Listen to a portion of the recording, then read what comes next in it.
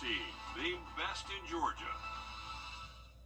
Parker's Kitchen is my new daily coffee stop. Gourmet beans are freshly ground for every cup. Get your own cup of great tasting, freshly brewed coffee at Parker's Kitchen. Live from Augusta, you're watching News 1226 this morning.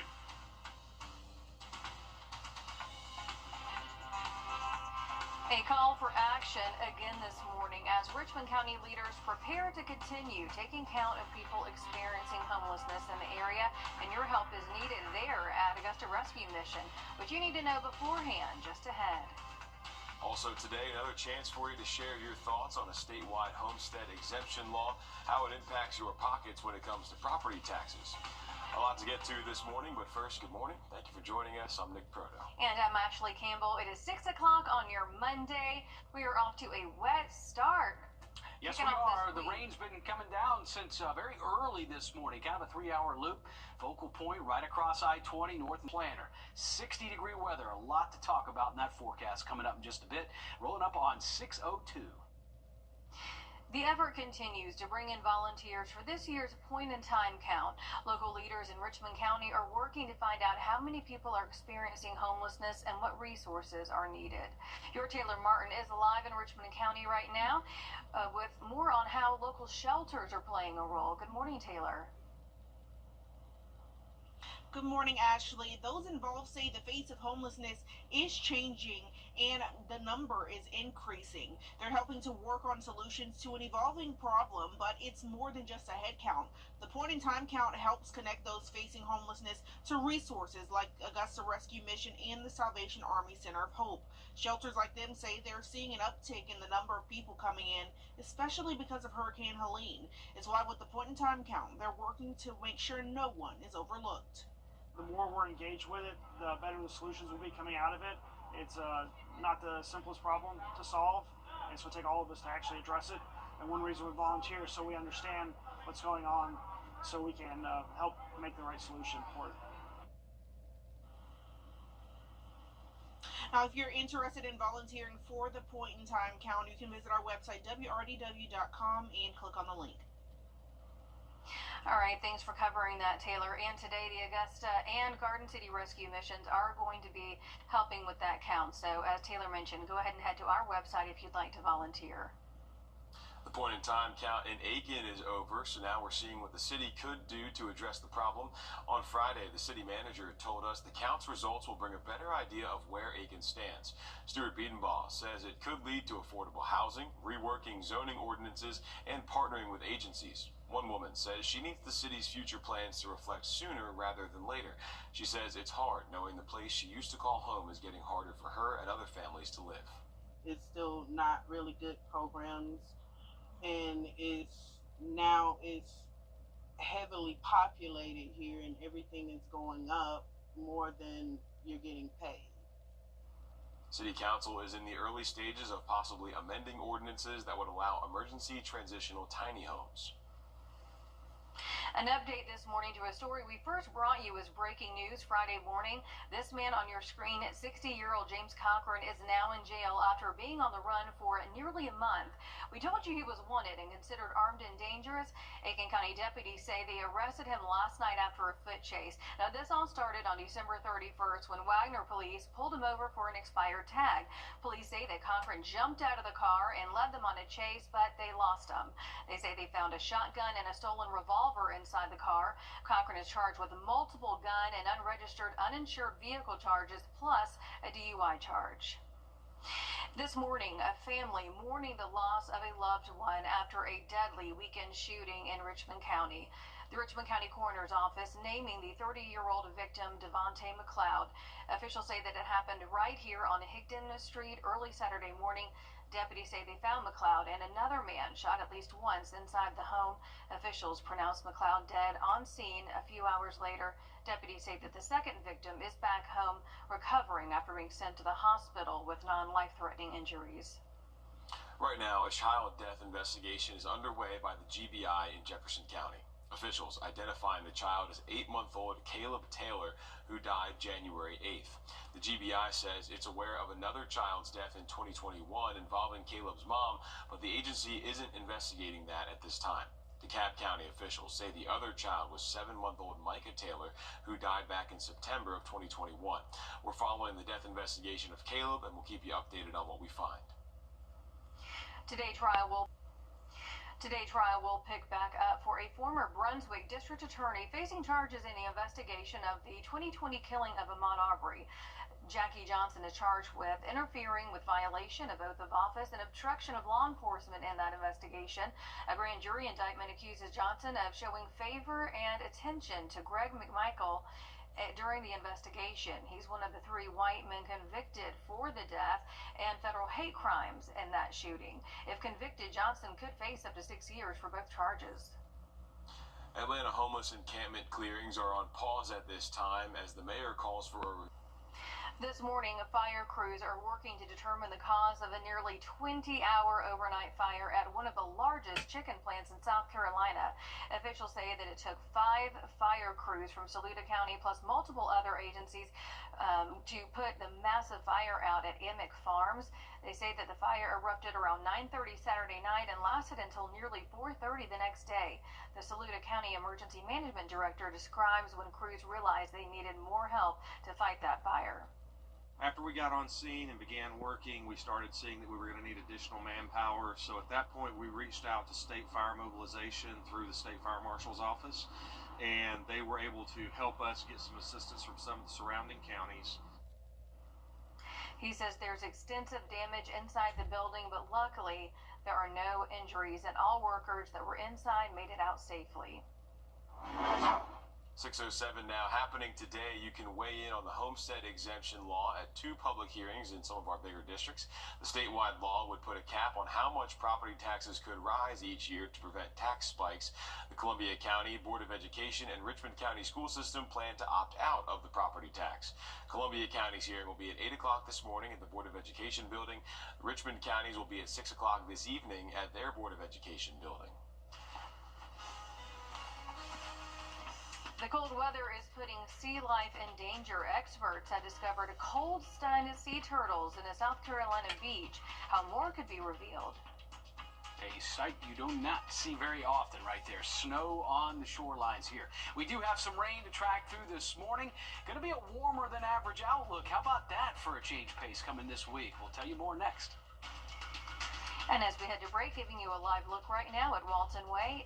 We're coming up on 6:09. At Gerald Jones Volvo Cars. I got to know Austin when he was a student. I just remember that he was just an upstanding young man, very respectful. When I had my car accident, I thought to myself, I'm going to call Austin Jackson. As we sit here today, I'm thrilled to hear that you're feeling much better. That's how I want to see people in the end. They're back to the way they were before the wreck happened. I'm so glad you called us, and it's a privilege to be able to pay back the people who've helped shape me.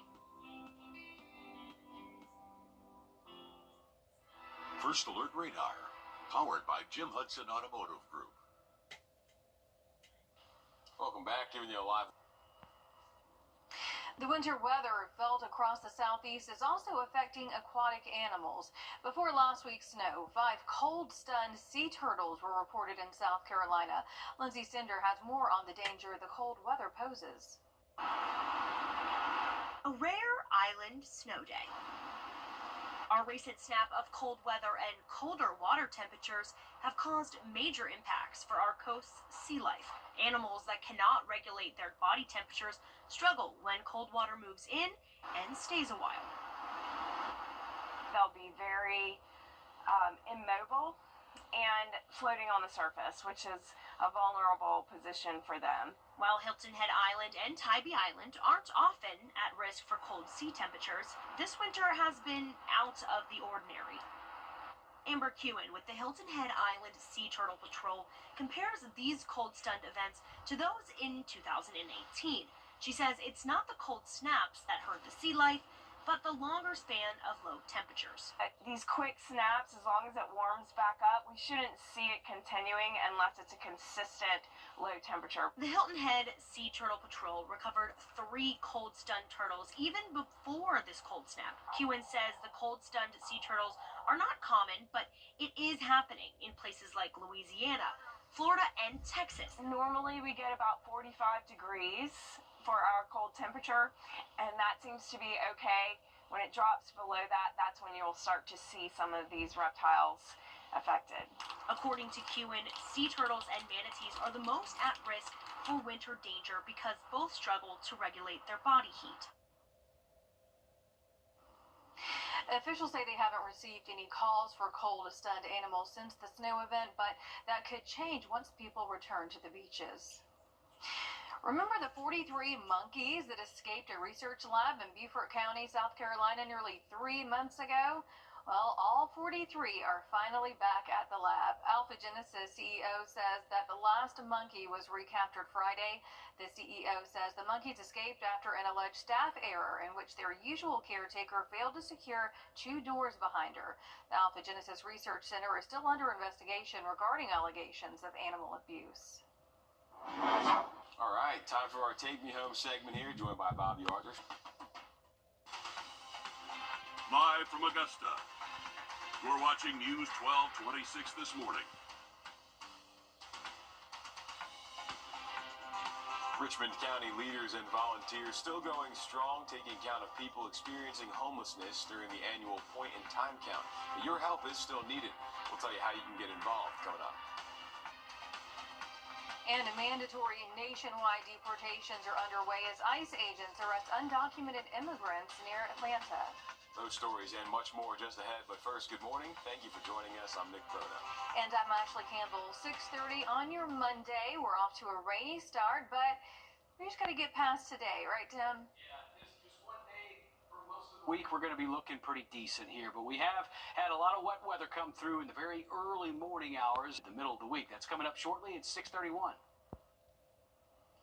Richmond and Aiken counties are both working to help those experiencing homelessness. The annual point-in-time count is still underway in Augusta, and organizers need your help counting the homeless population.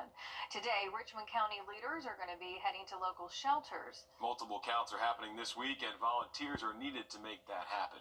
We've got your Taylor Martin joining us live now at the Augusta Rescue Mission, one shelter where volunteers will meet after the workday today for that count. Taylor? Well, Nick, shelters say that they're seeing an uptick of numbers and more people facing homelessness, especially after Hurricane Helene. That's why with the annual point-in-time count, they're looking to make sure no one is overlooked. Those involved say the face of homelessness is ever-changing, and again, the number is increasing. They're helping to work on solutions to an evolving problem, but it's more than just a head count. The point-in-time count helps those facing homelessness to find resources like Augusta Rescue Mission and the Salvation Army Center of Hope. And even though the cold weather has shifted things around a little with the count, you still have time to volunteer. We can't solve this by not being part of it. And this isn't our community. I only live a couple miles from here, so this is not that far away. We all need to be part of the solution. If you're looking to volunteer and be a part of the solution, you can visit our website, wrdw.com. There's a link on there to sign up. Okay, thanks, Taylor. And that'll take you to this page here for counts happening today and the rest of the week. Now, we do have some dates and times to keep in mind. The first one going to be happening on the 27th, that is today. So that will be at 6 o'clock this evening at the Garden City Rescue Mission. Also one here today at the Augusta Rescue Mission, and then one on Wednesday at the Love Center Day Shelter. So if you want to get involved with any of those, again, go to wrdw.com. We've got this link up there for you to sign up. Leaders in Aiken County are waiting for the point-in-time count results. Aiken City Manager says affordable housing and programs to help the homeless are top of mind. Leaders say that bringing more affordable housing starts with reevaluating zoning ordinances. Right now, City Council is in the early stages of potentially amending ordinances to allow emergency transitional tiny homes. One woman experiencing homelessness says she needs to see that play out sooner rather than later. You come out here and you look at these streets where it used to be life, and now there's no lights. Most people are walking around in the cold. Houses are abandoned. The city says it's also given the Salvation Army of Aiken $400,000 to build a bigger shelter for the growing needs. This morning, we're following an Aiken County shooting death investigation. Authorities said the victim is 21-year-old Remedy Jennings Leapart. The Aiken County Coroner's Office says they were called to the Lexington Medical Center Thursday to investigate the shooting death of that Batesburg-Leesville man. Officials say it happened on Pine Circle in Minetta that same day. Jennings Leapart will be autopsied on Friday. A federal grant from the U.S. Department of Agriculture is on its way to Augusta University to help provide 24-hour obstetrician care to local families, especially those in rural areas. Senator John Ossoff sharing that news in an exclusive interview with News 12. He says the $332,000 federal grant will help set up 14 telehealth sites all across the CSRA, allowing pregnant women remote access to doctors around the clock. We have reached out to Augusta University about the specifics, and when these new telehealth sites will be up and running, we'll update you as soon as we get those details. Still ahead, major developments unfolding in a $1 billion South Carolina audit investigation. The latest coming up. And we do have that soggy start to our Monday morning. Temperatures right now in the 40s. We're going to tell you about clearing skies and a nice warm-up coming our way this week. That's all next. And as we head to break, giving you a live look here at Riverwatch and Alexander Drive at 6:38.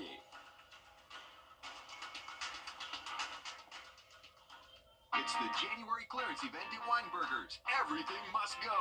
Top quality brands, accessories, and more. Tons of in-stock merchandise ready for immediate delivery. Can you really get all this at prices better than the internet? Yes, you can. Bring in the new year with unbeatable deals at Master Chevrolet in Aiken. Chevrolet SUVs are built for fresh beginnings. Kick off 2025 in a new Chevrolet Equinox, starting at $29,995 with financing as low as 2.9% for 36 months. Or take advantage of up to $3,000 in Chevrolet loyalty bonus cash on select new models. With Chevrolet's advanced comfort features, every drive feels like a celebration. Together, let's drive. Shop now online at masterchevrolet.com. For the best deals on pre-owned vehicles around. If you've been injured, we take immediate action to get you the help you need. The call. As soon as I called Austin Jackson, I was very assured and at ease. The response. They handled everything so that I could focus on getting better. The work. They took on the insurance company for me. The result. I am very happy with the settlement I received. That's why you'll get the Augusta guy. Call Austin Jackson. The Augusta Guy, 706-724-7224. Time now for your dog walk forecast. Meet Basha. Hello there, Basha. Yeah, love the name and love the hair. A lot of puff there on that dog. Little cutie pie. And a good groomer. Oh, yeah. Definitely going to make you smile. Yeah, a little humid out there today, Tim. Maybe everybody's hair is going to be standing up. Flatten out with the rain, though, unfortunately, here this morning. Scattered showers with us in the upper 60s, 644.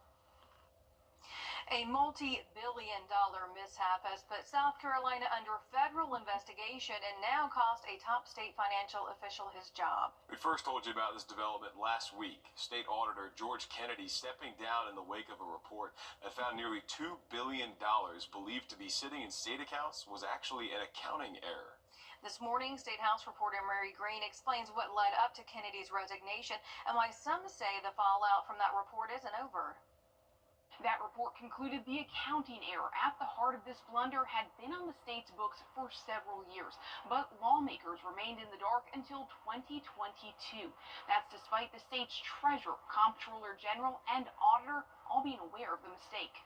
And Thursday, State Auditor George Kennedy sent his resignation letter to the State Fiscal Accountability Authority, a panel of South Carolina's top financial decision makers chaired by the governor. He said he believed it was in the best interest of his office to step down, effective immediately, and shortly after, Governor Henry McMaster accepted Kennedy's resignation. 2 days before that, state senators heard directly from the independent auditors who issued that report into the $1.8 billion discrepancy. They told senators Kennedy himself didn't conduct any audits on this matter, and that he didn't have much first-hand knowledge about it. Did he review his team's audit work on this situation?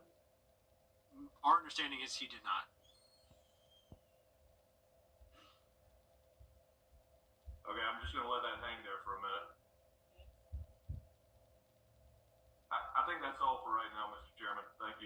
And among the recommendations listed in the independent report is a restructuring of the state auditor's office to no longer directly report to both the treasurer and the comptroller general. He's having to point to deficiencies in the people who give him his job.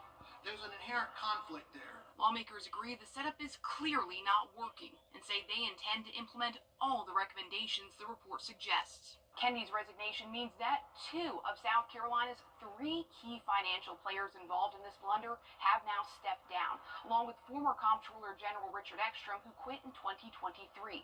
That leaves just the state's elected treasurer, Curtis Loftus, in his role. And Loftus faces calls from some lawmakers to step down as well. But Loftus has remained adamant he sees no reason to do that. Reporting from the State House, I'm Mary Green. Also coming under scrutiny is a partnership the state auditor's office has had for more than a decade for help from an outside auditing firm, Clifton Larson Allen. Lawmakers say they're not pleased with the work that's resulted and not resulted from that contract, with the state footing a bill this year for about $380,000 for it. Soon, the world will know more about Dr. Martin Luther King Jr.'s assassination after President Trump's executive order declined. Richmond County K-9 officers will soon be on duty for 24 hours per day. The Sheriff's Office announcing the expansion of its K-9 program on Friday. Officials say David Aloff Shield Club of Augusta will present a $22,000 check to Sheriff Eugene Brantley. The Sheriff's Office says this donation will contribute to the purchase of 2 certified canines, significantly enhancing the services that the Sheriff's Office provides to citizens and visitors. Right now, several projects are underway in downtown Augusta to enhance the beauty of the city. Millions of dollars are funding these facelift projects, but some people say the construction is becoming a huge issue and roadblock. The biggest question on a lot of minds is what the plan really is and if that plan will remain in place once the job is done. Augusta Mayor Garnett Johnson says it's a conversation he's still having since taking office. How do we create a centralized ground maintenance and trees department to where we have complete 100% accountability to cutting the grass, to maintaining the beautification of Augusta, Georgia, and maintaining our trees. An initiative that I'm going to continue into 2025. City leaders say they are aware of the troubles with the construction. They're working with engineering to figure out what a maintenance schedule looks like. Taking you to break, giving you a live look right now at Bobby Jones Expressway. We're coming up on 6:50. Coming up on CBS Mornings, David Begnaud has a very special Begnaud's America. He's going to dip into his Dear David mailbag. Where do my eyes deceive me? Not 1, not 2, but is it really 3 people? Yes, who are going to put a smile on your face. A lot of stories. That's coming up. Accidents happen when you least